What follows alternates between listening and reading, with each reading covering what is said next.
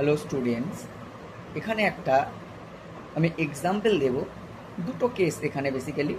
প্রথম ক্ষেত্রে অর্থাৎ 1 ডিগ্রি অ্যালকিল হ্যালাইডের ক্ষেত্রে কেওএইচ ইথানল দিয়ে ট্রিট করা হলে দেখো যে সাবস্টিটিউশন প্রোডাক্ট অর্থাৎ ব্রোমিনকে সাবস্টিটিউট করে ওইটি বা ওএইচ সেই জায়গাটায় বসছে, তাহলে সাবস্টিটিউশন হলো, সেটা কিন্তু মেজর প্রোডাক্ট হচ্ছে, আর এলিমিনেশন হচ্ছে সেটা মাইনর প্রোডাক্ট। কিন্তু বিপরীত ক্ষেত্রে দেখো 2 ডিগ্রি অ্যালকিল হ্যালাইডকে যখন কেওএইচ ইথানল দিয়ে ট্রিট করা হচ্ছে তখন উল্টোটা হচ্ছে, অর্থাৎ মেজর প্রোডাক্টটা হয়ে যাচ্ছে এলিমিনেশনের প্রোডাক্ট।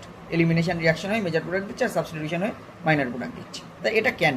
দেখো, যখন 1 ডিগ্রি অ্যালকিল হ্যালাইড তখন স্টেরিক ফ্যাক্টরটা কম, আর স্টেরিক ফ্যাক্টরটা কম হওয়ার জন্য, স্টেরিক ইনগ্রেডিয়েন্টসটা কম হওয়ার জন্য এখানে এলিমিনেশনের থেকে সাবস্টিটিউশন রিয়াকশানটা কিন্তু প্রিডমিনেন্টলি হবে।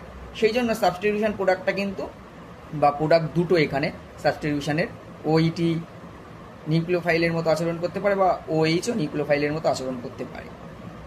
ঠিক আছে, সেই জন্য দেখো ওই স্টেরিক ফ্যাক্টর কম হওয়ার জন্য সাবস্টিটিউশনটা বেশি রেটে হচ্ছে দেন এলিমিনেশন। কারণ কেওএইচ ইথানল দিলে কিন্তু একটা কম্পিটিশান হয় এলিমিনেশন রিয়াকশন এবং সাবস্টিটিউশন রিয়াকশনের ক্ষেত্রে, যেহেতু 1 ডিগ্রি অ্যালকিল হ্যালাইড সেই জন্য এটা SN2 পাথওয়েতে হবে আর এলিমিনেশনটা E2 পাথওয়েতে।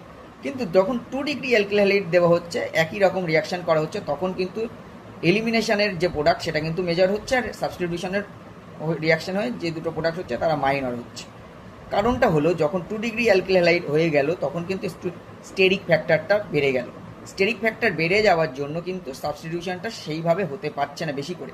অর্থাৎ আমরা এখানে একটু এইভাবে বলতে পারি যে সাবস্টিটিউশন রিয়াকশনের রেটটা কম হয়ে যাবে দেন এলিমিনেশন, অর্থাৎ এলিমিনেশনটা কিন্তু এখানে প্রিডমিনেন্টলি হবে দ্বিতীয় ক্ষেত্রে। আর এলিমিনেশনটা প্রিডমিনেন্টলি হওয়ার জন্য এখানে কিন্তু স্টাইরিনটা মেজর প্রোডাক্ট হয়ে যাচ্ছে।